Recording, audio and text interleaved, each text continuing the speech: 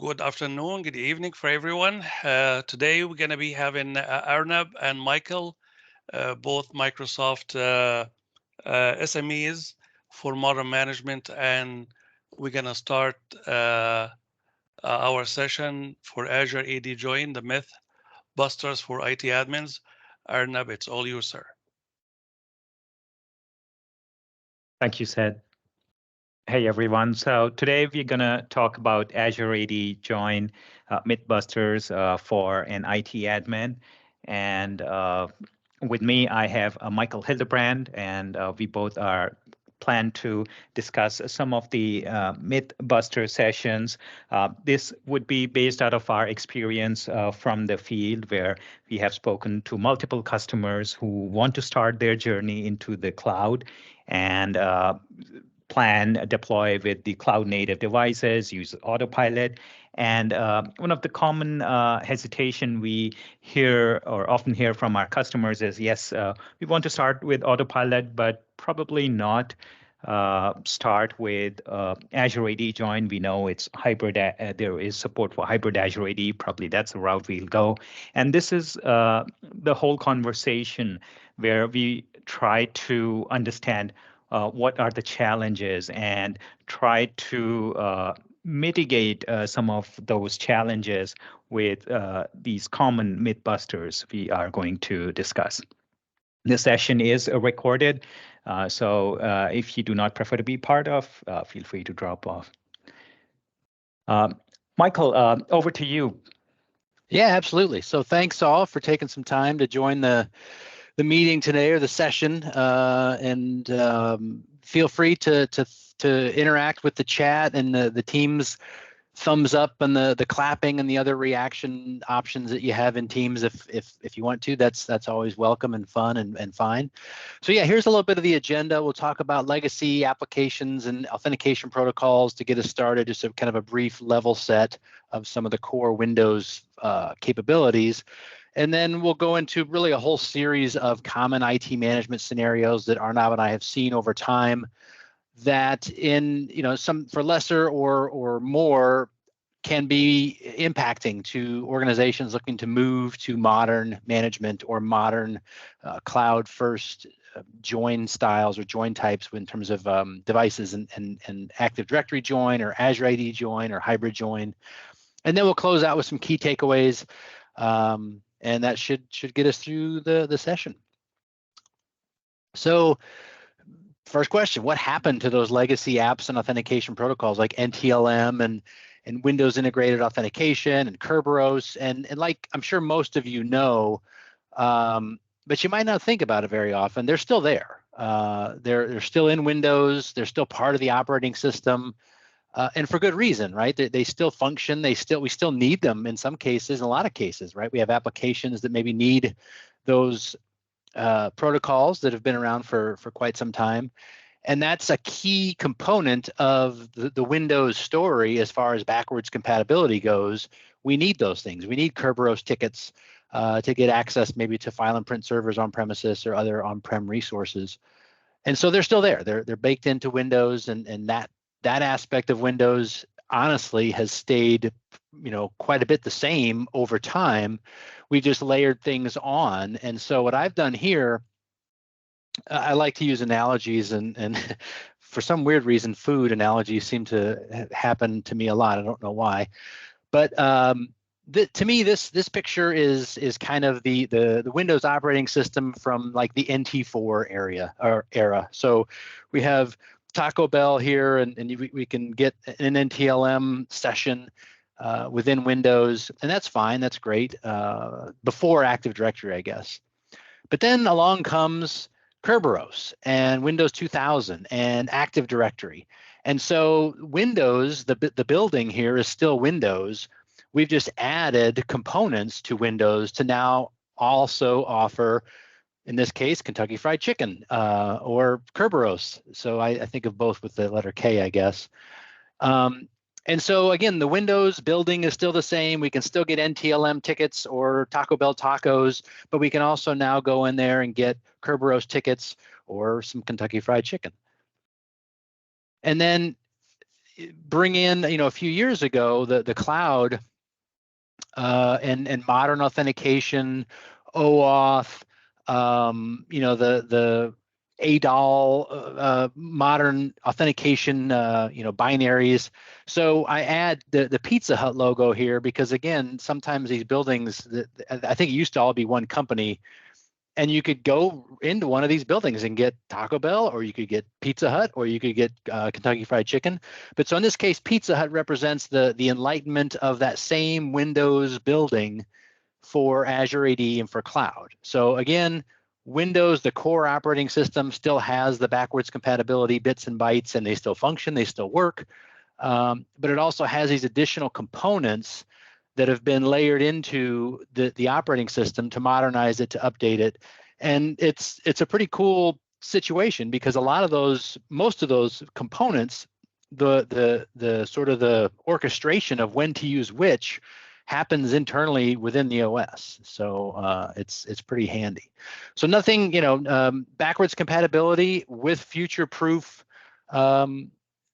design, it works out pretty well. And like I mentioned, and like we all know, Windows has a lot of options, right? So there you can use NTLM, you can use Kerberos, you can use these different protocols as well as services and all these different aspects of the Windows operating system. And a lot of that, like I mentioned, happens behind the scenes. The orchestration behind the curtain happens within the OS. But sometimes those things, those sort of capabilities do get exposed to end users, and sometimes that drives a certain path or process within Windows. And when I see this sign-in screen, I think of that. And each of those options there at the bottom, whether it's the USB, FIDO key, or the Hello for Business PIN, or the password, each of those options, if you click, whichever one you click or tap, will take you down a different path. So I'll do a little bit of drawing here on the slide. So let's see here. Get this pen. So this would take you down, right? The FIDO 2 journey. This would take you down the Hello for Business path or journey, and this one might take you down the Kerberos path, and you go out so again, those options, sometimes they're not offered to users, and the system just sort of makes a decision, regardless of what you've done or said. But other times they are exposed, within the OS to end users. So a little bit of ink there just to show some emphasis. And then getting back to our food analogy, and this isn't really kind of a technically accurate depiction, right? If I click one, I don't necessarily use Kerberos or Azure AD, but in some ways I do. So, if I click FIDO 2, I'm going to use that authentication process. But each of those buttons or those options kind of gives you the opportunity to pick and choose which authentication method you might use. And then this is another sort of way of looking at that. And again, if I take the picture on the right side of that, 3 options restaurant or the Windows operating system, but in the blue here, whoops, let me go back up to this one and get my pen again. These components all sort of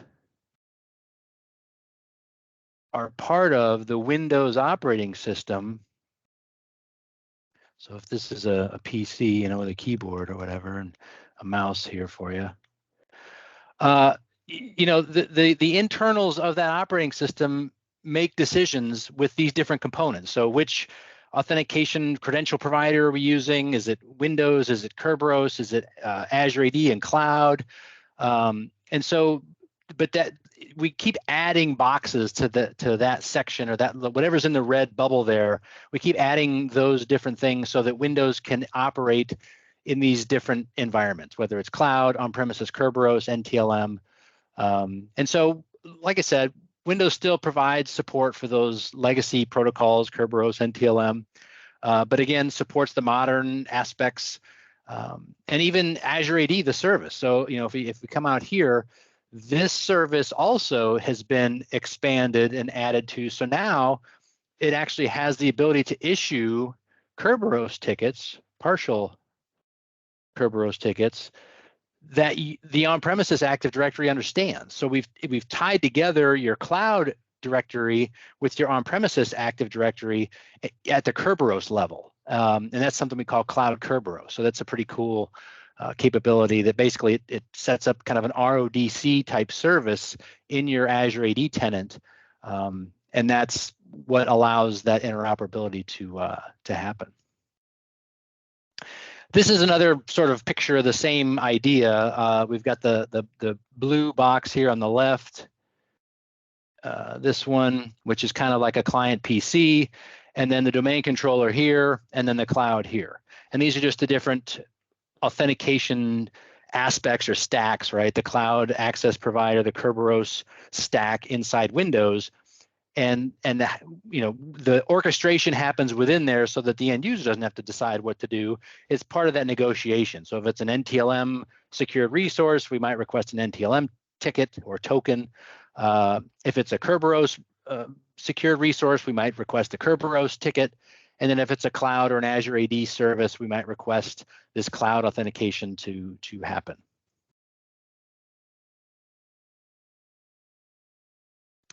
Question in the chat, anything still realistically using NTLM? Not that I know of, but one thing I've learned about my role and experience is I'm pretty, I am pretty involved in forward and cloud things. So I just don't, I'm not exposed to a lot of that stuff. So could be, I really don't think so. I mean, I think most people, just from a security standpoint, have shut that down. But great question. So yeah. All right. So now we'll go on to the common IT management scenarios, and I'll pivot over to Arnab. And Arnab, see if you can take control of the slides if you want. Yeah, I see you're asking, and I will allow. So you should be able to. Thank you, Michael. Yep. Great foundation there, calling out all the protocols and authentication pieces out there.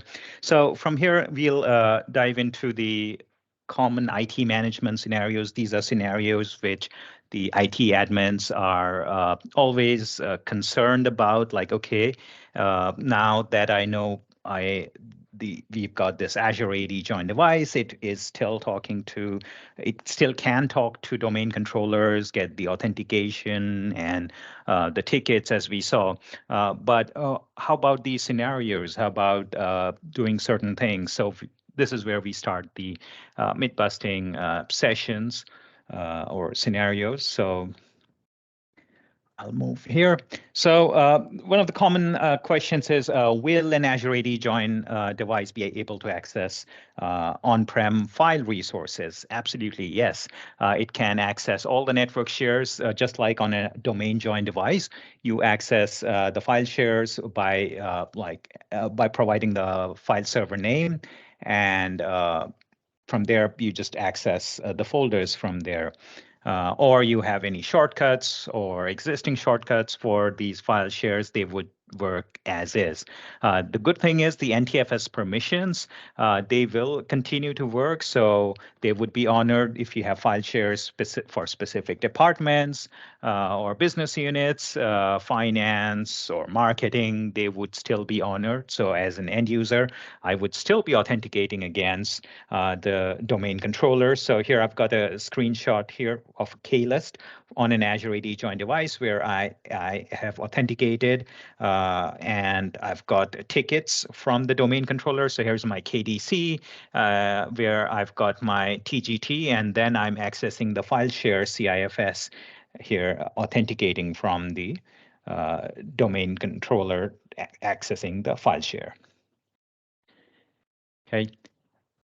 And from here, a common question comes, all right, this looks good, but how about the mapped drives? So for mapped drives, for quite some time, there were fixes like registry settings or scripts, but now we've got with Intune, we've got ADMX templates that you can import. So this is really easy now.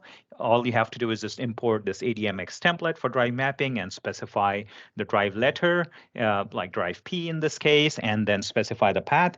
And then additionally, you can also create another policy that if your device is not connected to the network, share a prompt that the network isn't available.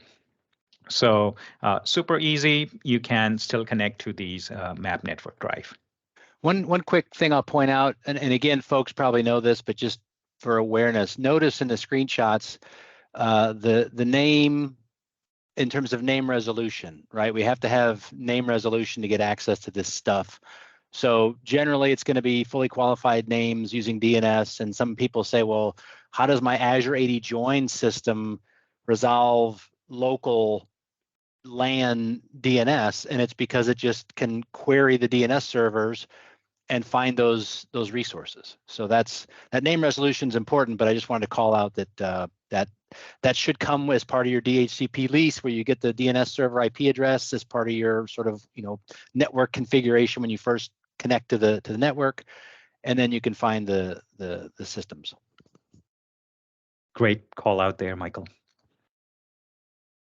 All right, next, another scenario, logon scripts. So for years, IT admins have been playing around with the logon scripts. When a device logs in, it runs a script. So what's the solution for that? We've got proactive remediation. It's part of Intune Endpoint Analytics. It's a great solution where we've got the detection and remediation script. So it's more intelligent now compared to the logon script, because the logon scripts just run no matter whether it's required by the device. They are not intelligent, but here we've got an intelligence by first the detection, and only if a device needs a remediation, it will execute the script. You can absolutely do the scheduling piece by defining the frequency at the time of assignment. And not just that, you can also do reporting of whether your remediation was successful or not, what is the results of the detection, whether they are successful or not. All of that is impossible today with the logon scripts unless you are reviewing the event logs on the client side and then doing reporting, which would be a lot of work. So this is a far more efficient and effective. Some other options are PowerShell scripts. You can define them. And modern alternatives I've called out here, like admin templates and setting catalog. What we have found out is the logon scripts that were used were primarily used for some map network drives or OneDrive for Business or other common IT things which can be remediated with scripts or proactive remediation. So there are alternatives available already. Okay, moving next, printers, another common challenge that we hear, like, okay, how would my printers connect? So your printers would work as is, like you had been using them. You can connect to your local printers and network printers by accessing the printer server shares. So in the previous example, we looked at accessing the file shares. This is the same way you can access your printer share and right-click and connect to printers, or from the settings app, you click on add a printer and specify the printer name or printer server, and from there you can access the printers. One of the common questions we get, okay, but what about the printers that we deploy today automatically to the devices? So there is a good solution for that called Universal Print. It's your print solution to the cloud. It's software as a service where your printing service is in the cloud. And here in this picture, as you see, you've got your printer without universal print support and print which are directly connected to the print. So there is a printer connector which can connect your existing print servers to the cloud. And in my Windows 10 device, I can directly send the print jobs and start the prints. Now, what I'd like to call out here on the right side, we've got a settings catalog profile where you can target the end users. So depending on the user location, you can specify what printers would be automatically added into their printers list here. So these are cloud device printer ID and a shared name, like a friendly name, so they identify where they are. Or if they're moving to a location and they hit add printer, it can automatically detect and use the printer. It's possible that the universal print license is already available in your tenant. So take a look. It's part of a lot of M365 licenses, Windows 10 licenses. So do check if you already possibly qualify for it. Next, group policies. This is a major one, which goes with a lot of discussions around how to what about the group policies. So I'd like to call out this fast track service. So your org may already be qualifying for the fast track benefit. Any company with 150 plus licenses for Windows or M365 qualify for it. So the policy modernization here I'm calling out is really the agenda for this fast track workshop, where we help you in a couple of these areas, like rationalization, understanding what are the common group policies that would be required, what can be left out, like deprecated products like Internet Explorer or Flash. You may still have those. So you start rationalizing them and then planning whether you really need a lift and shift, or with these cloud native devices, this could be a cultural change and change the approach with really a brand new device and then applying the policies. You do have the ability to import the group policies from your on-prem to Intune. So there is this group policy analytics tool. Here's the screenshot for it. So what it does, you can import the policies you back up from your on-prem environment and import it here. And this will tell you about the supportability of the group policies, what can be migrated to Intune. And with the click of a button, you can select the group policies, and these would be a low-hanging fruit with the configuration that are already existing in your on-prem environment. You can easily migrate them to Intune and ready to be applied to the Azure AD devices. Another important one is the firewall migration tool.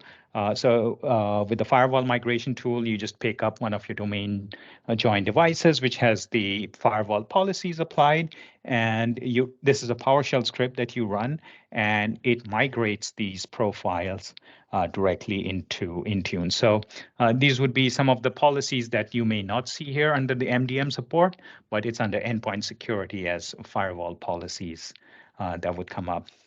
And then finally, if you are starting fresh and you do not want to migrate, or you do not want to get into the project of reanalyzing all the GPOs, you can just start fresh with the security baselines. These are industry recommended best practices, which are valid for any Windows 10 devices. But these are the default security settings, and the mileage may vary on the restrictions. So that's something to consider if you'd go with the default security settings. Well, a couple of quick questions or sort of comments, I guess, about GPOs for the audience. I wrote a blog that we've got linked later on in the deck about to Azure AD join or not, and several of the comments from that are out there said, hey, Azure AD join, maybe later, but right now we're still dependent on group policy to manage our systems, and an Azure AD joined system does not function in an Active Directory group policy environment. It just doesn't it's not connected to that system, so it just doesn't process that. However, one of the things that happens in cloud, it's, again, we've all seen this, is constant change and fast change. So we've done a ton of work, a couple different teams at Microsoft. The Intune team has backported thousands of GPO settings into the Intune backend. So we now have these settings that for decades people have been going into the group policy editor and drilling down and picking the specific setting and then enable or disable or not configured. Thousands of those are now in Intune in the back end. And then also, as I mentioned earlier, how we've upgraded or updated the Windows operating system to go from NTLM to now include Kerberos and now also include Azure Active Directory and cloud awareness. It has an MDM channel built in. And it can actually, so we actually also updated the Windows internals to have awareness of a bunch of those, again, thousands of the group policy settings. We map those to MDM, I guess, we call them CSPs, but it's like an MDM style path for a setting. So you go into Intune and you can drill down into your Intune profile and pick the settings that you want, and then those will get delivered to the Intune managed system, and then they kind of get converted on the local Windows system. They get sort of aliased or mapped over to local policy settings. So it's really, we're really almost at the point where you can now do group policy in the cloud, and that honestly, it didn't dawn on me quite that, I guess, significantly until I explored it a little bit more. I knew we had done the ADMX settings in Intune, and that was great. But I didn't realize really that we had put thousands of, it used to be we had, I don't know, a couple hundred settings in Intune for Windows, and people just said that's, it's not enough. We do way more with GPOs, and we might not have exactly what you need, so we can do this, the GP group policy analytics, where you can bring a backup in and migrate and create a policy.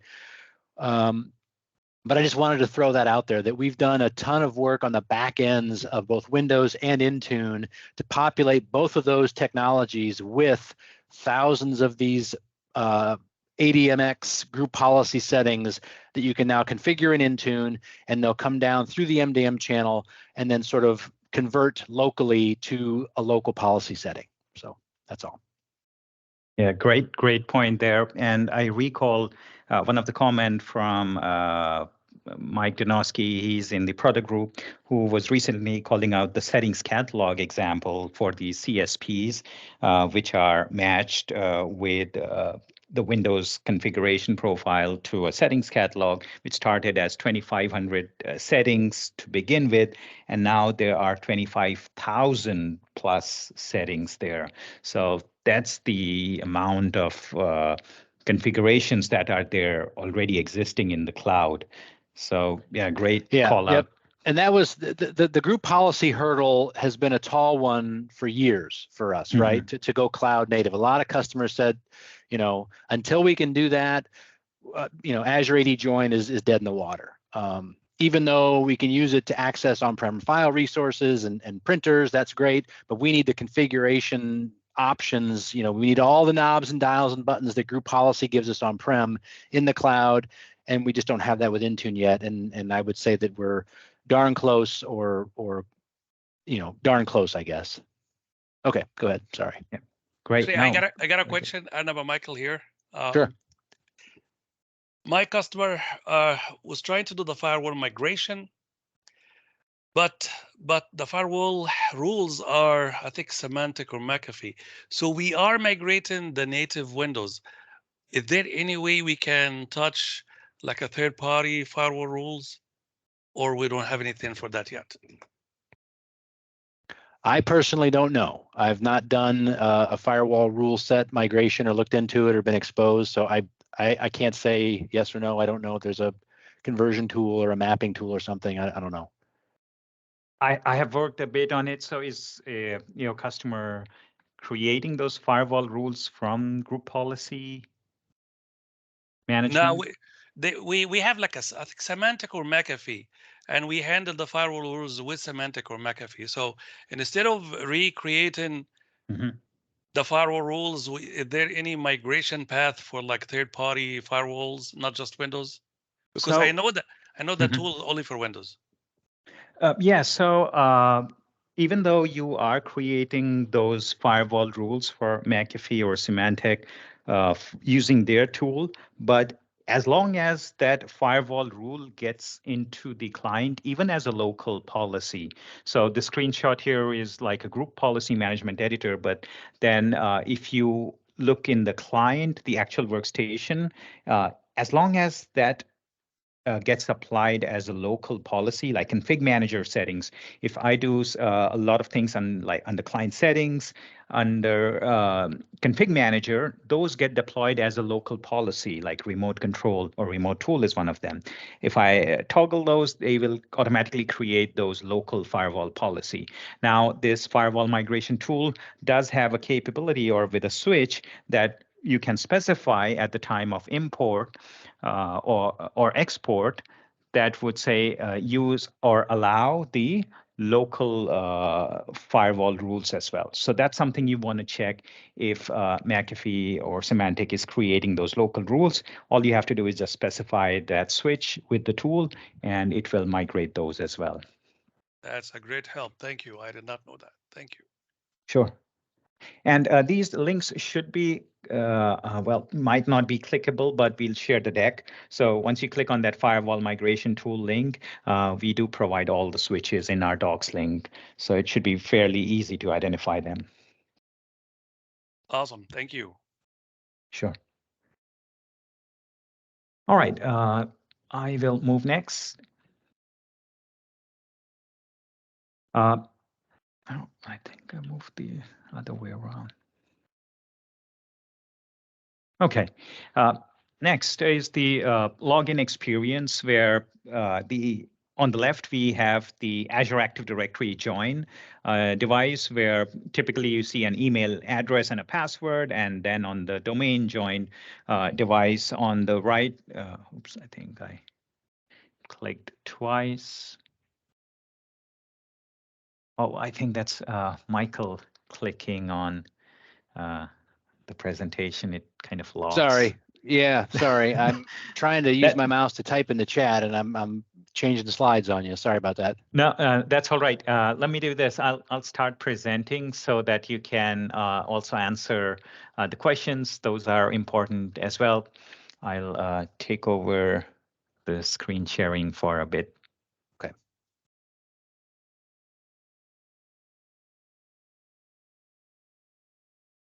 I share my screen. All right. Okay, so once again, here on the right side, this is the domain experience that the end users have been experiencing. So how to change that email address to a username is through the settings catalog, where we have this preferred AAD tenant domain name. So this is where you define your Azure AD tenant domain name, which you have approved in the DNS, and what you specify here comes in these via the settings catalog. So the end user gets the similar username and password experience to sign in. So this one is an easy fix. Okay. Moving next, some IT administration challenge here. So one of the common ways for IT administration is using the remote desktop connection to when the IT admins would like to troubleshoot and access a remote PC. So just like in a domain join device, RDP is disabled by default. But once again, we've got a settings catalog, which you can, with a toggle, easily enable the remote desktop connection. The important thing is it's only going to work if the device is on the intranet or on a VPN. So both the IT admin and the device which you're trying to RDP is on the same network. The most important part is the firewall exceptions. Once again, I am calling out the use migration tool here. So from a domain joined PC, you can just easily export and import the rules for making the connection. This would still require some additional steps here. After adding the firewall exceptions, you need to be either a member of the local admins. So by default, the global admin and the device admin roles in Azure AD are members of admin, but you may want to add other groups like your help desk. There is a remote desktop users group that you can populate. And how do you populate these? Using the endpoint security account protection blade. There is a easy wizard with a drop down. You can choose these local groups and update. One important call out here is for remote desktop users. Today, you cannot add the Azure Active Directory group. This is not an Intune limitation. It's really how the CSP is designed to work. It requires user accounts. So this may not be very flexible. You have to define all the users and update that. And alternate could be using local admins based on the regions you have specified. You can RDP from any of Azure AD or hybrid Azure AD or registered device. So if you are trying to RDP from a server which is not registered, this will be a challenge. So IT workstation should be one of these for connecting. And from a hybrid Azure AD join device, this would be a login format. So a little change here in terms of signing in, where you say Azure AD, kind of specifying your domain name, but really you do not replace this with your domain name. You literally type in Azure AD with the email address for sign in. One cool thing is if you are using Azure AD join device, you do not have to worry about any of this. You just specify the computer name and hit connect. It will do a single sign on, and you'll be able to remotely connect in. We also come across this GPO. Some of the security baselines say that you disable this GPO. This is on the source computer called allow PKU-TU authentication. This is for online identities. So if this is disabled on the source computer, RDP will not work. So make sure you enable this, and that should allow the RDP of the Azure AD join device. Now, if you have a config manager, another myth buster is config manager agent is not supported on Azure AD join. It requires hybrid Azure AD. That's not correct. Config manager agent would work just fine on an Azure AD join device. So we also got a co-management setting now. So if you're using Autopilot and you want to use a config manager agent, right from the console, you can push through the ESP a config manager agent and natively manage it with config manager. So this one is for remote IT management. It does not require any of the workloads. It's pretty straightforward. As long as it's enabled from config manager side, you can RDP, or not RDP, but using this remote tool, you can remotely connect. It only works on intranet. So although you might have a cloud management gateway in your environment, that is not going to work. It has to be on the intranet to do the config manager remote tool. Today, it does allow you unattended remote sessions. So that's an added advantage. And it automatically adds those firewall exceptions. This is the examples that I was referring to, where you do not have to do those firewall import export from the client settings. It automatically adds those. It does supports the RBAC. So Actually, using the it would be awesome if we get the product team to add like the corp Jones or James to add how Azure AD do it, because by default, I mean, honestly, it took me a day searching to be able to figure out how you get the ID there. Oh, yes. So yeah, so I mean, we all hear and we all have it very easy, but if you go online, it's not that easy to find how you should Right. put your login ID there. Yes. Yeah. And again, an important call out here.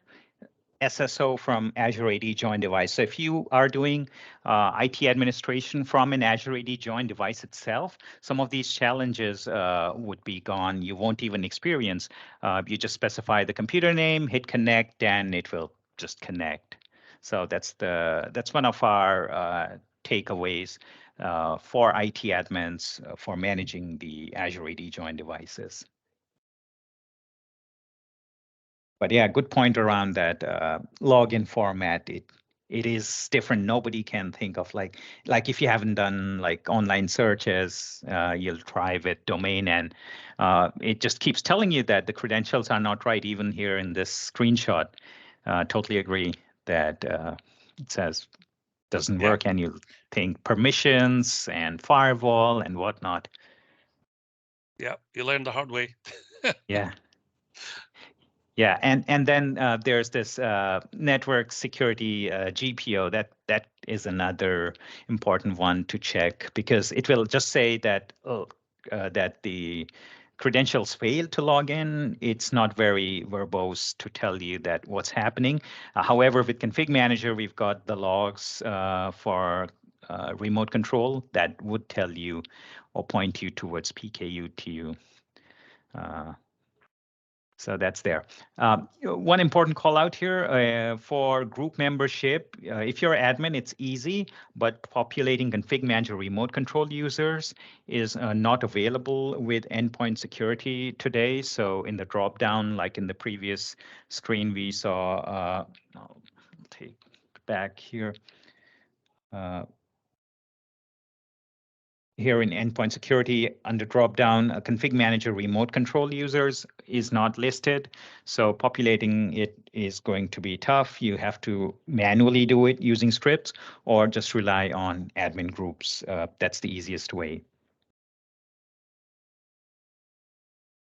So I'm calling this out Intune Remote Help. It's one of the easiest way to take remote control of the devices, because it just works from anywhere. You do not have to rely on the on-prem network like in the previous two solutions. It does support RBAC as well as auditing and reporting. So that's limited with Config Manager and not there with RDP.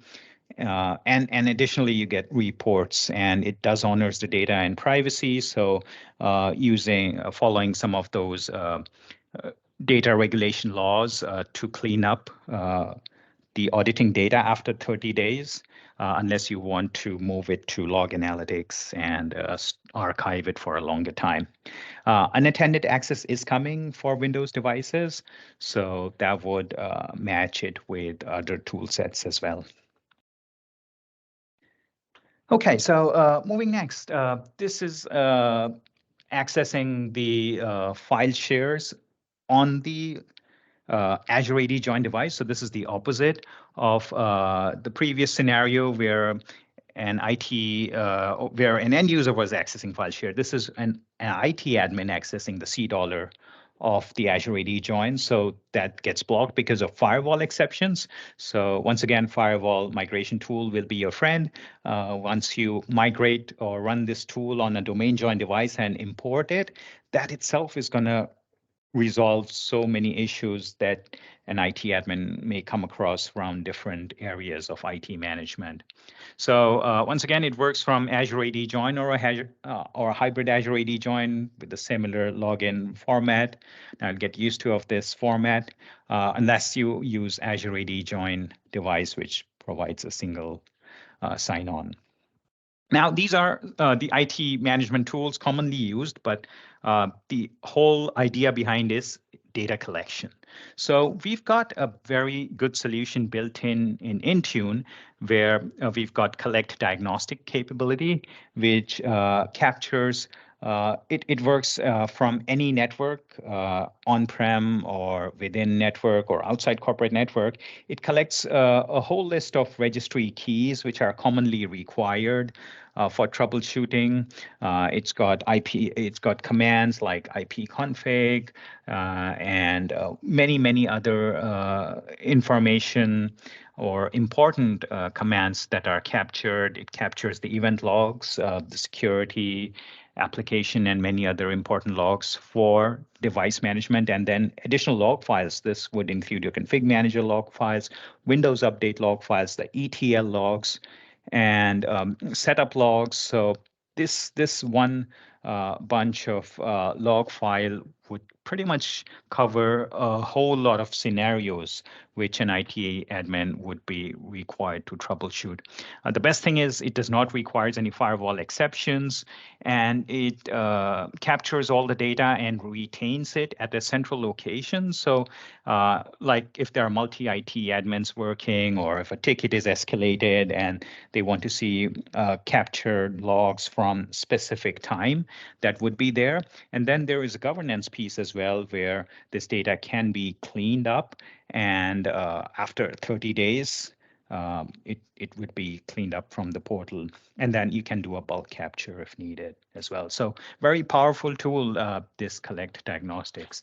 A lot of times when I'm working with customers and different type of issues, I'm troubleshooting Windows Update for Business, I just ask them, run a Collect Diagnostic and share the output. And this itself has helped me so many times with everything there, from co-management and the Windows side of logs. Computer management is an old school tool used by IT admins a lot, but then with the Azure AD join device, you may see certain aspects would not work, like viewing the event logs. And this is how Windows is designed to behave for a workgroup device. There isn't a solution, a permission, or a firewall that would fix it. Our recommendation is to use the MDM alternatives, like collecting diagnostics in the previous screen you saw, or just remote control and access the device. Moving next, password reset is another important one. How to reset a password. Like you see here in this example, if I hit the reset password, it will take me to a wizard and then reset my password. Or if I know the password, but I want to change it. So if I hit Control-Alt-Delete, the experience would be different here. When I hit change a password, it will open the Azure AD screen, login screen for me, and authenticate. But how the whole password reset work would require some backend work, where I have to enable the password write back from Azure AD Connect and enable the self-service password resets with a setting catalog, so I can start seeing the reset password here. And then it would require a line of sight to DC. The good thing is everything that you do here, all your effort would also be applicable for hybrid Azure AD join device. So today, we are all in still semi-pandemics where people are still working from home and may need a password reset. So you may not be in corporate network, and with hybrid joint devices, with the cloud world, this investment would definitely help you. And some roadmap callouts here today for the password expiry pop-up and resetting at next login flag. They are coming in the future.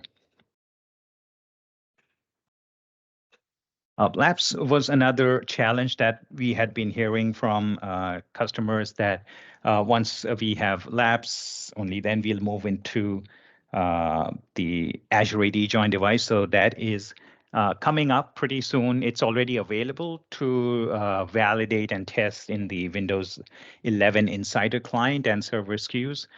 There is a docs link that tells you everything about the lapse. In terms of timeline, it is coming pretty soon in the Q1 of the calendar year of 2023.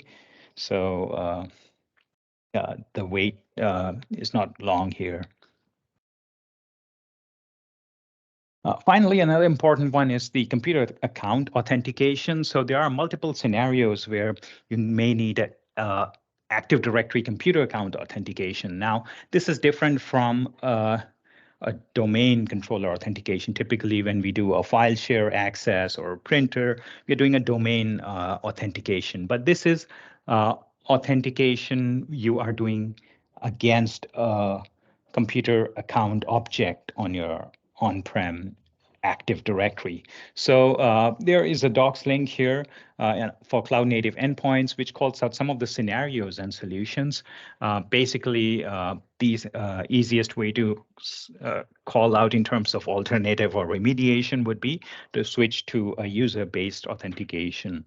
That would be the best. We do hear at times about NPS, which relies on Active Directory computer authentication. We absolutely want you to move away from the solutions which rely on the AD computer authentication and rely on user authentication.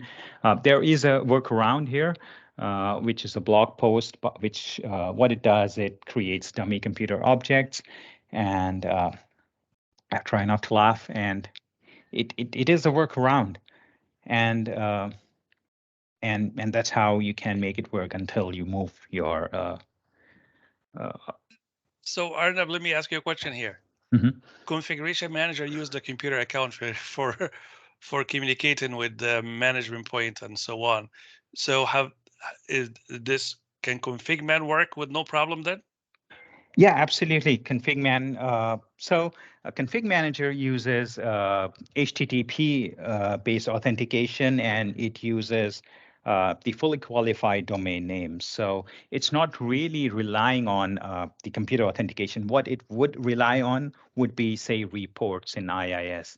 And that's where you will see some of the alternatives that have been called out here. If you have an IIS, which is doing a computer authentication, but what you called out is like authenticating to a management point, that would not be directly machine authentication. It would happen over HTTP.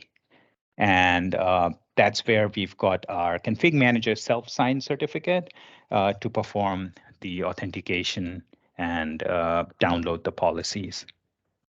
Awesome, thank you. Sure. And finally, one big myth bust is for all these computer account authentication, you may think I may do a device write back and my Azure AD join device will be written back into on-prem.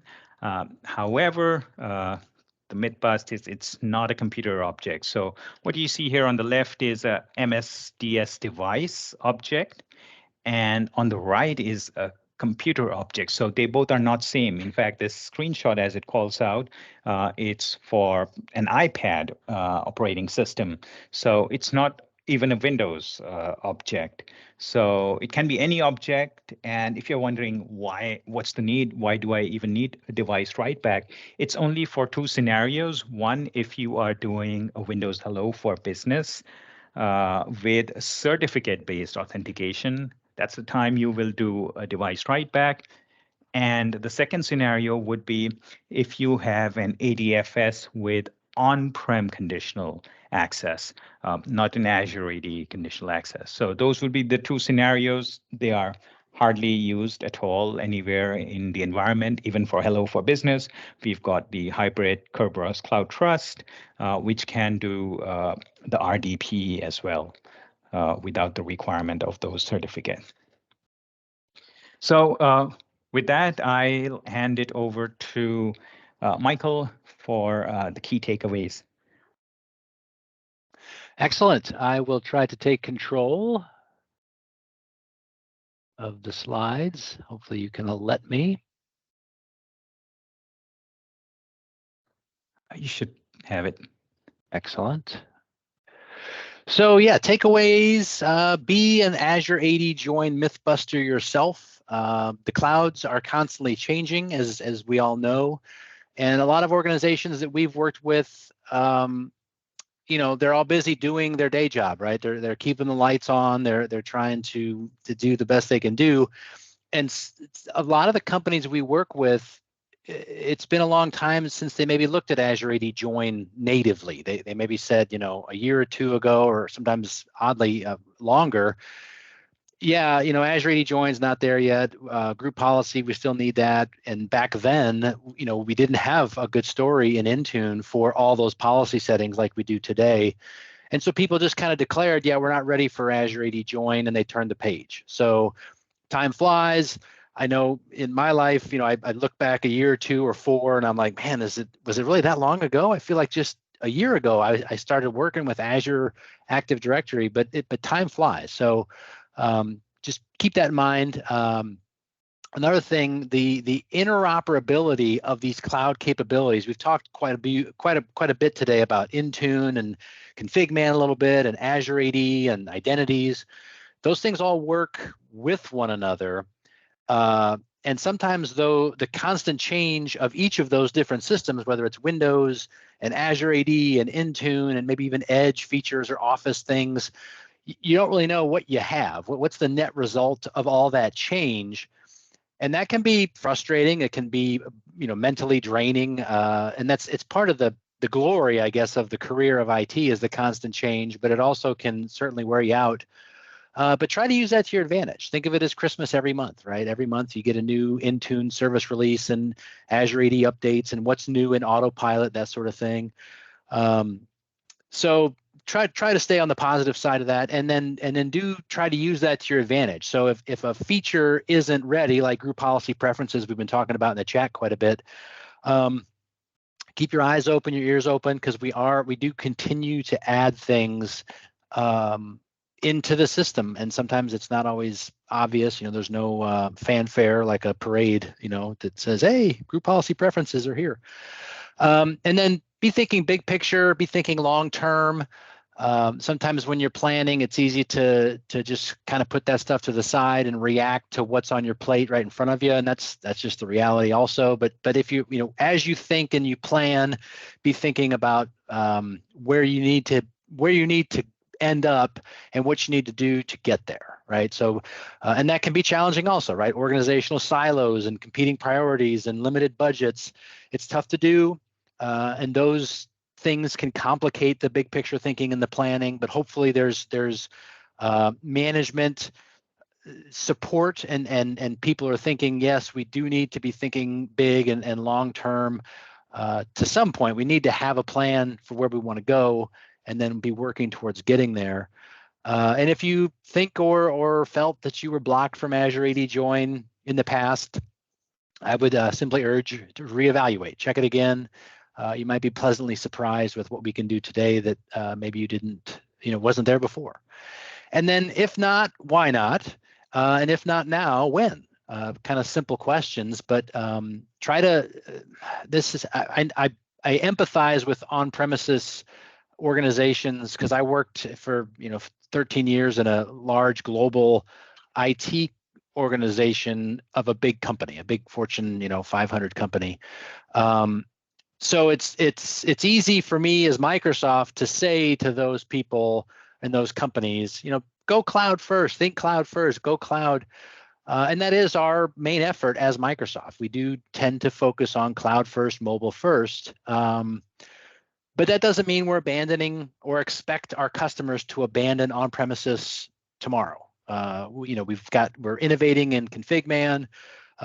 We continue to extend and further enrich, I guess, the hybrid capabilities. So whether it's Active Directory and the Azure AD integration I talked about earlier, the ConfigMan stuff with co-management and tenant attach and cloud management gateway, we're really trying to help meet customers where they are, but iterate forwards and towards the cloud so that there can be less infrastructure on premises, more cloud services.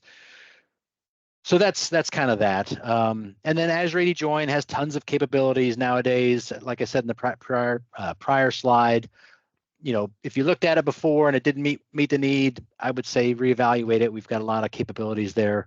And always more to come, right? There's always new things we're doing. Something I think Arnab mentioned earlier was the cloud-based local admin password solution. That was another big blocker for a lot of companies. They said, hey, we need a way to manage the local admin account on all these endpoints. And today we do it with Active Directory. So, you know, no dice for Azure AD Join, but we're working on that. And then that's the blog that I mentioned, to AAD Join or not, that is the question. And like I said, it lays out some of the pros and cons of native Azure AD Join versus hybrid join. And then the comments from readers are pretty helpful too, to see there's a person there who kind of did that on their own, and some feedback and results of what they encountered with that move. And then Modern Management also has a lot of capabilities. And again, always more to come. We've got tons of things that Arnab showed, the remote help, diagnostics, endpoint analytics, and proactive remediation, and scripts, and then the whole config man integration with CM Pivot, and some of the things we can do if you co-manage or tenant attach your config man infrastructure to your Intune service. We've got some great complementary capabilities there too. And then a link there to this cloud endpoint tutorial that covers some of the pros and cons of thinking cloud native for the endpoint all up. Awesome. All right. Well, that's I think that's the end of, obviously it is the end of the content. I'll leave it at that. Thanks for the time and the chat, and I'll turn it back over to Arnab instead to close us out. Actually, Great. Thank you, Michael. Extremely awesome. Yes, thank you, Michael. Go ahead, Arnab. No, that's all from my side as well. Go ahead. Okay, we need to open it to everyone if you have questions, because I already asked a lot of mine. So if anyone have a few questions, please get off mute and feel free to speak.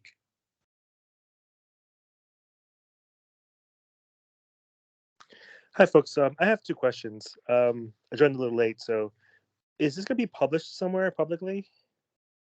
Yes, we do. Yeah, we do have a YouTube site. I'll put it in the chat in a second, and all our recording will be at the YouTube site. The only thing is the PowerPoint presentation, and I'll figure out something. I'll put it in one of my Azure storage and share it or something. But yes, both of them will be shared. Excellent, thank you.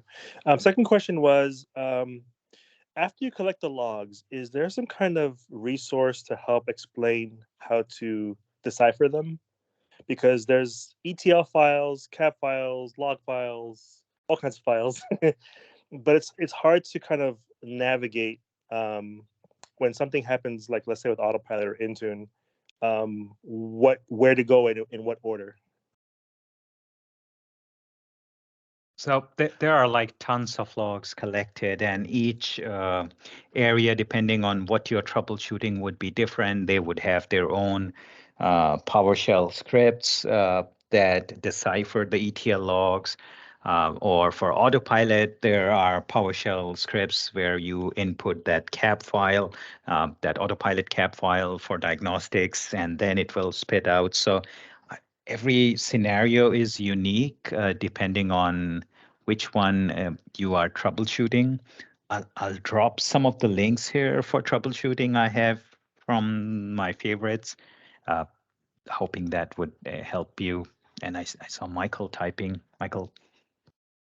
Yeah, I figured I'd come off mute and just talk a little bit.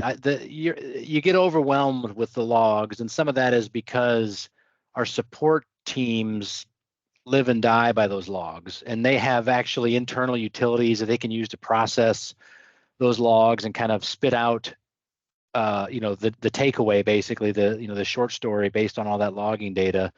I don't know of a great way to do that publicly, other than opening a case, and then they'll take a look at all that stuff, and then just the self ramp and study of open the log and look. So yeah, unfortunately, I don't know of a good way to linearly go through all the log stuff and sort of make sense of it as it goes, because you're right. There's logs all over the place, and different processes generate logs, and then all up processes generate logs, and it's log city.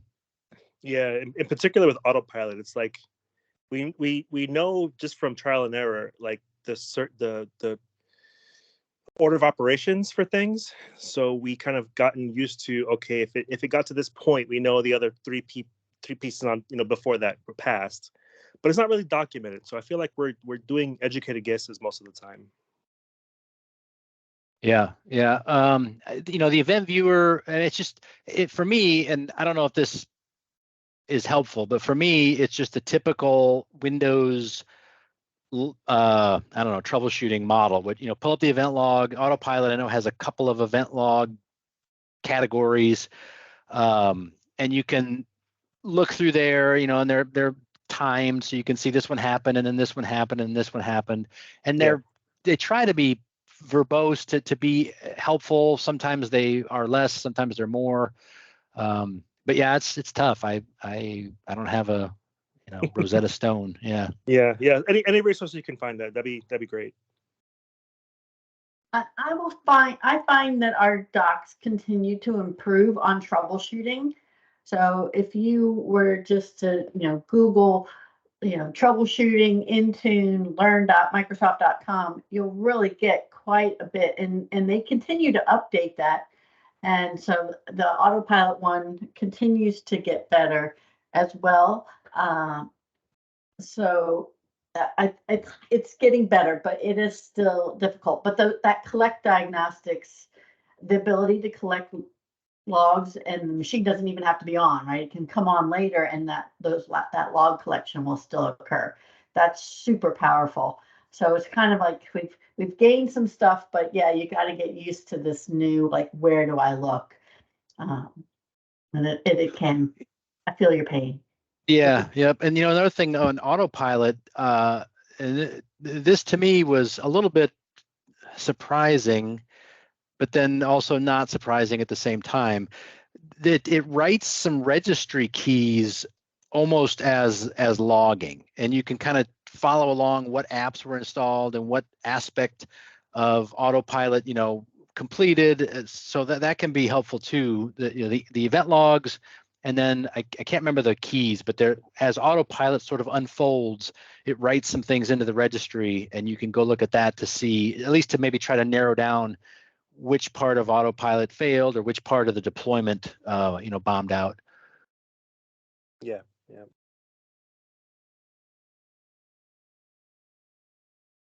Great question. What else? Anything else? I added a link. Arnab had a troubleshooting session for autopilot before, and I added the link for it. Awesome. Yep.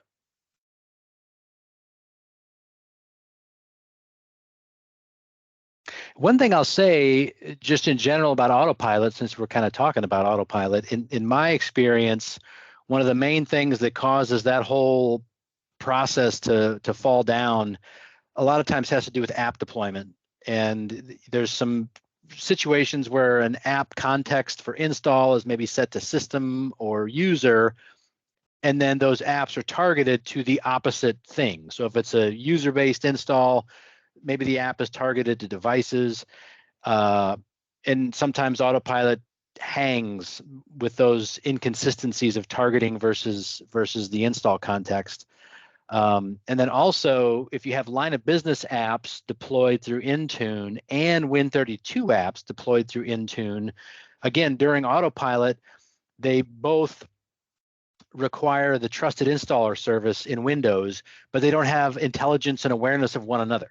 So a line of business app might kick off an install and hook into that local trusted installer service on the Windows client, and then the Win32 app tries to install and it can't access that service. So again, autopilot hangs, you see the ESP just sitting there and you wonder what's happening.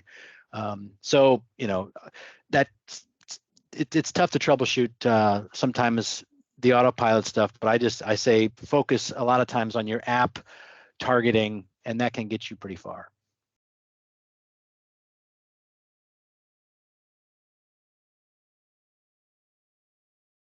Awesome. Thank you, Michael. Anyone else have questions? And I do want to just say, because I've helped so many customers with this all the time, that if you're starting off with hybrid autopilot over VPN, you've picked the absolute hardest, worst experience autopilot to start with. Start off super, super simple. Even if you're not going to stay with Azure Domain Join, at least start there with just like one app installing. and then start to layer on. Once you get all that worked out and you get all the kinks of any sort of third-party stuff that may be impacting things, it'll really make your life a lot easier. Don't start with the absolute hardest thing. Think about it when you build a task sequence. You know, if you're starting from scratch, you start off simple and then you add more stuff and you get all crazy with your task sequence. Same thing with autopilot. Start off super, super simple. Make sure that it's all running in your environment as expected, and then add on the other stuff. Yeah, keep it simple. Build upon successful chunks, and then assemble them into one bigger piece. And another thing, I know we're kind of maybe getting a little bit off track, which is fine with me. But the hybrid join, I think a lot of customers feel that Microsoft, I think I said it back in one of my takeaway slides, cloud first, right? Microsoft is cloud first, and they expect us as customers to migrate everything to the cloud. And I think a better angle is what you have in place is fine. And the processes you've developed over the last 10 or 15 years to deploy on-prem, domain join, group policy managed systems is fine. And to me, let those die on the vine, let those continue to operate. But if you can start, kind of put a line in the sand and say, okay, new deployments, we're going to go with this Azure AD join model with autopilot. And like Julie said, if you're trying to do hybrid join with autopilot, that's just a recipe for insanity. And high blood pressure and stress and baldness, and I have all those things. So, but you don't need. We don't expect you to migrate everything you have today to the cloud. But what we think you'll have better success with is starting with your new deployments, cloud first, Azure AD joined, Intune managed, and even Azure AD joined machines can be managed with config-man. That's another thing I think sometimes folks don't realize. They don't have to be only Intune managed. They won't do the group policy stuff, obviously, but they can do config-man, they can do Intune, and then as we talked earlier, most group policy stuff is now in Intune. So I think, but yeah, if you keep on keeping on with your domain join systems, we do recommend that you hybrid join them, which basically gets them registered into Azure Active Directory, so you can bring in things like conditional access based on that state of being domain joined. And then also co-management requires that those domain join systems be hybrid joined and represented in Azure AD as well. But we certainly don't expect you to decommission all of those and wipe and reload those as Azure AD join systems. So I hope folks don't feel that or get that impression. But it makes much more sense to say, look, keep doing what you're doing with whatever you're doing today, but as you get new systems, be thinking about, again, that planning for the future. And Azure AD join, like this session described, gets you access to all the on-premises stuff for the most part, except for a few of the corner use cases with the machine authentication. And then the management system can be Intune and or config-man. And like Julie said, you'll be happier human beings if you keep things simple.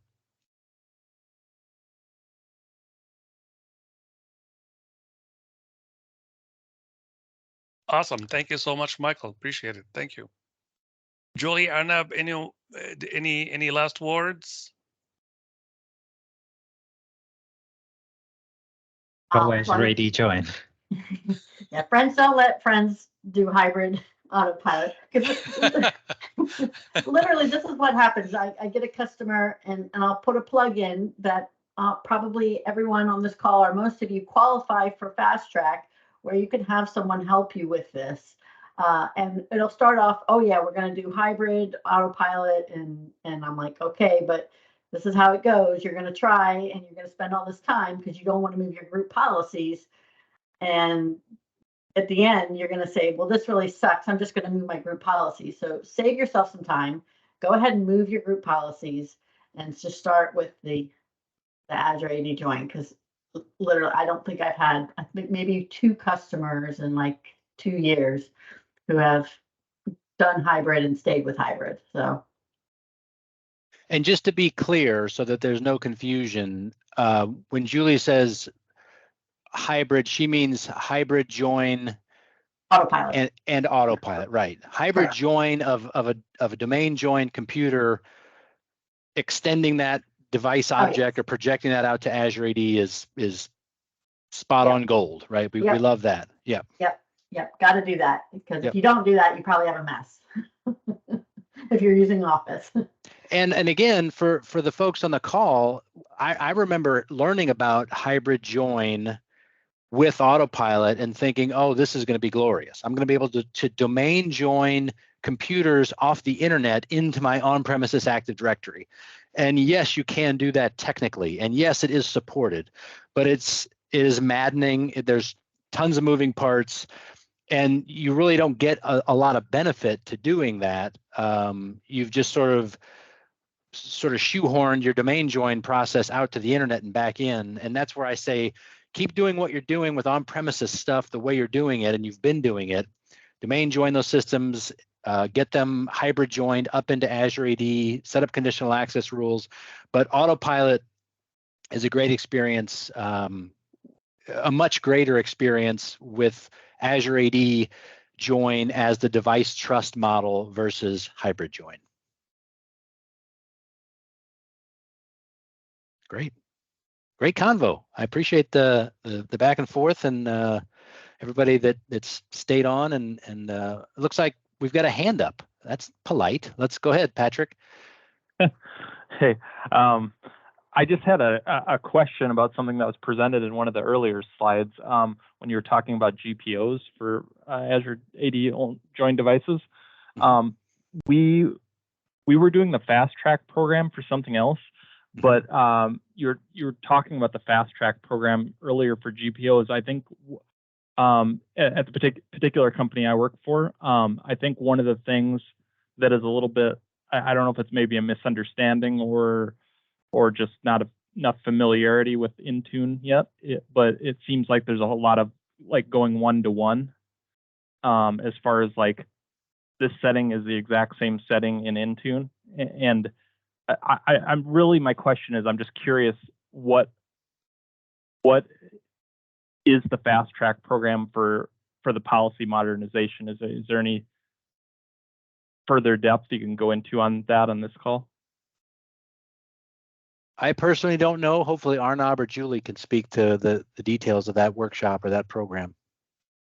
So yeah, it's not a one-to-one migration where we will analyze every single GPO, but it gives you a good handy approach with recommendation, best practices to follow, and from there you should be able to move on and migrate. And as some of the things like Hildy called out, the settings catalog, the administrative templates would be some of those low-hanging fruits, guidance through firewall migration tools. So it's an approach. It's not a consulting engagement where we have taken ownership of those GPOs and will give you an output of migrated policies. Julie, have you done one of those to share some more perspective here? No, I mean, yeah, we really, it's and I know you have it in your presentation. I meant to connect with you going, what is this workshop? Because I don't think I've given it. But essentially we'll help get you going with group policy analytics, kind of show you how that all works. And then once you see the results of that, we can kind of start to talk through, okay, here's a gap. Here's some ways that you could go about, well, one, do you still need that policy? Because that's the biggest thing. Try not to, you don't want to take everything with you. Just take what you need from your group policy. So we don't rationalize them for you and go, oh, you should do this group policy. No, you shouldn't do this group policy. We don't do that. Unless there's something I don't know, Arnab. Well, no, you're right. And maybe just a little for the other folks on the call, fast track isn't one thing. It's a team of technical folks who can help with a lot of different things. So we call it the fast track like it's maybe one thing, but it can be an Intune workshop. It can be an Azure AD MFA conditional access workshop. It might be help with deploying Windows 10 or Windows 11. And it's basically technical subject matter experts over the phone, over a Teams call like this, walking through maybe your portal, going through some PowerPoint slides, explaining the technology, kind of walking through how this works and how that works and some things they've seen or done. So hopefully maybe others that, they have a little bit better understanding of what Fast Track is. And like Arnab said, it's not consulting. They don't do the work for you. It's guidance, lessons learned from other, working with other customers, and that sort of thing. Yeah, and I think that's kind of what I meant at the beginning. Maybe I misspoke. Is I think one of the big problems in our particular scenario is bringing over policies that might, like those policies might be protecting against something that is not a worry or something like that with Azure AD Join. Gotcha. As opposed to on-premise. So thank you for that. Well, so that's another interesting point that comes up, and I just keep rambling. So there are things, there are settings that can be defined on a Windows endpoint that only apply if it's domain joined. Like cached logon counts, I think, is one that just popped into my head. I think there's a setting that you can say, how many cached logons do you want to keep on the device? I think the default's 10. And that means that setting can be defined in Intune on the registry of a Windows 10 or a Windows system that's Azure AD joined, but the setting itself has no effect because it's an Azure AD joined system. So I don't know if that is kind of what you were indicating, that there's some settings that might be set that really don't have an effect. Yeah, exactly.